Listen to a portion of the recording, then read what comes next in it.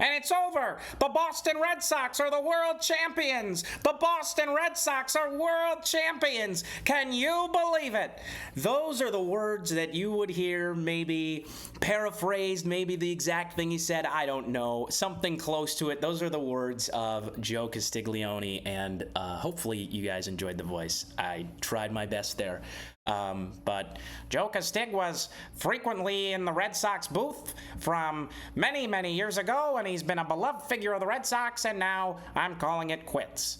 As he is not calling it quits by any means. This guy's been around forever, well respected in the Boston area and in baseball in general. Joe Castiglione, for those that don't know, has been the Red Sox play-by-play broadcaster on radio for decades.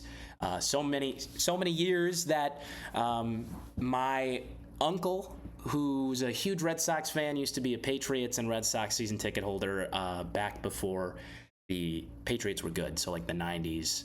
Although they did go to 2 Super Bowls, whatever. Forget about that. But he would listen to Joe Castig on the radio when he was going to sleep as a boy, younger than me, that's kind of irrelevant, but younger than me when he would listen to Joe Castig, and I grew up listening to Joe Castig, so he's kind of surpassed generations.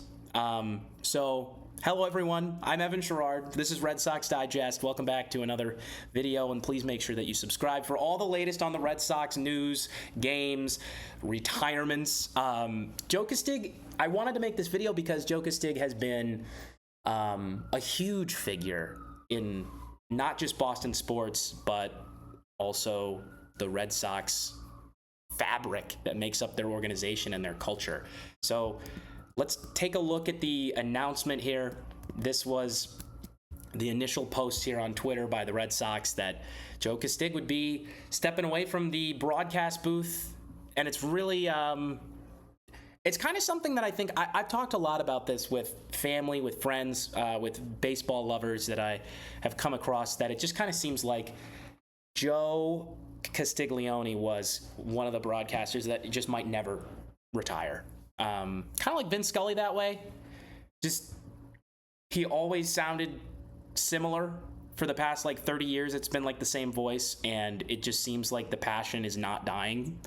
And it was really more of a question of, is this guy going to really do this till the end, or is he just going to step away and maybe do something else as he ages? And that's what Joe's decided to do. So I'm really happy for him because this is awesome. We're going to get to some reactions here. But really, this has been one of my favorite stories to cover here recently, and just kind of in Boston history. So that's Joe giving a speech at Fenway Park with one of his World Series rings there. He's a Hall of Fame broadcaster. He's been inducted, and we're going to get to some of these moments, some of my favorites here. But Joe, a reaction from Don Orsillo, who was, for those who don't know, the Red Sox play-by-play for many years until 2014, I believe, when Dave O'Brien took over. It might have been 2015. So OB has been the play-by-play guy on TV since Don left, and Don would call games with Jerry Remy, beloved Red Sox color commentator for many years, and they were just such a dynamic duo. And now Don is calling games in San Diego and doing a fantastic job. Love to listen to him, miss him dearly.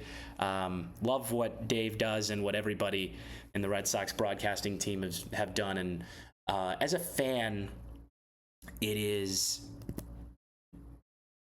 a special experience when you watch every game, having a broadcast team being the same, or just the same group of people over a long period of time, because it is it's the relationship that you develop with someone, obviously one-sided, but that fondness of just, I remember hearing his voice. Oh, there's a thumbs up. That's cool. I remember hearing his voice while like listening to my favorite moments. And when I had a bad day, I'd go home and I heard Don Orsillo or Dave O'Brien or Joe Castiglione. And for so many Bostonians and New Englanders and Red Sox fans, Red Sox Nation, all over the nation and world, that's really, like, so many people grew up with his voice.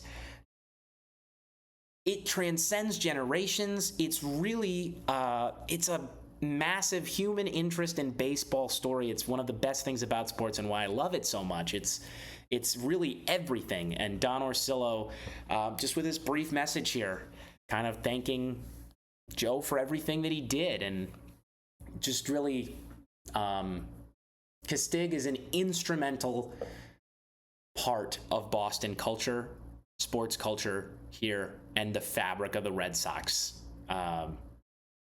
Just an immense amount of work that he put into this team. The love, the passion, the unique voice that he brings to broadcasts, and how he'll get excited. And we'll talk about it when he got one of his most excited moments ever. And he really stuck it out with the Red Sox. He didn't start with the Red Sox as a commentator. And it wasn't just that he loved this team. It was also that he loved what he did. He loved his craft regardless of what team he was calling. But he fell in love with Boston, and they fell in love with him. And he's really one of the core guys that if you ask somebody at a bar who's, diehard sports fan, really blunt, they'll tell you that they love Joe Castig. And then if you ask someone who's a new fan and they've listened to radio, they'll tell you that they love Joe Castig. It's all sorts of fans that just, you might love him for different reasons, but he is beloved. And this is really like the biggest reaction I just wanted to have here. It's Don Orsillo, I thought was really important to highlight. So let's get into sort of some reflection of my favorite Joe Castig moments. I think this is time for us Red Sox fans and baseball fans really to just kind of regale. This is the big one for me. Tim Neverett and Joe Castig are in the booth in Houston. The Red Sox are playing the Houston Astros in the American League Championship Series in 2018. The Red Sox would go on to win the World Series, but we did not know that yet. We had to get over the big beast that knocked us out in 2017, the team that was the team to beat just the year before and would be for the next few years. And it comes down to the line. It comes down to the wire. Craig Kimbrell's in the game. He's trying to close it out. Tim Neverett, one of the Red Sox radio broadcasters, in the booth. Joe Castig, the other. And they switch off.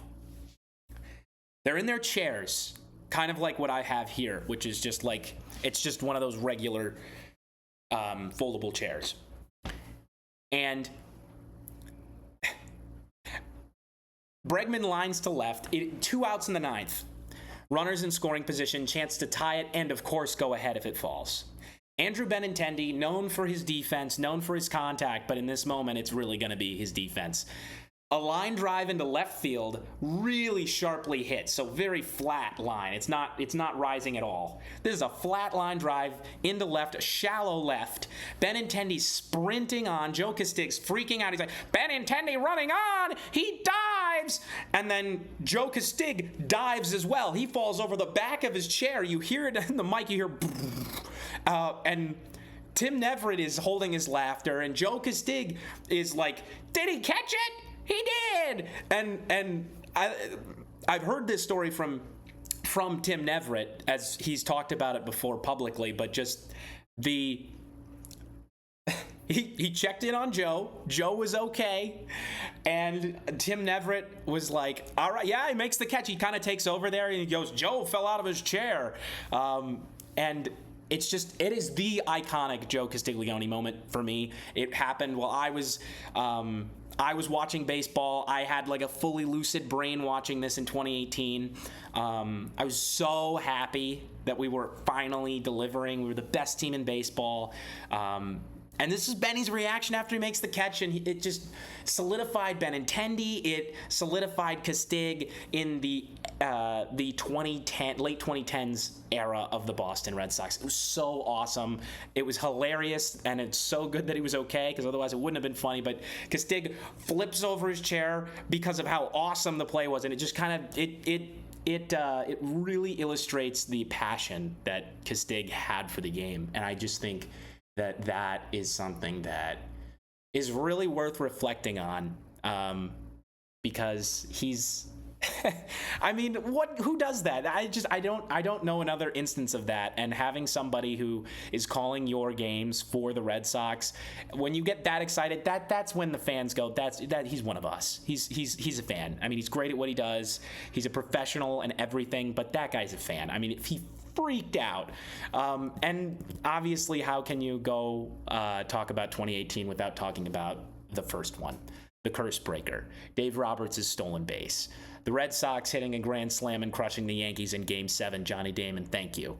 Manny Ramirez and Big Papi get it done.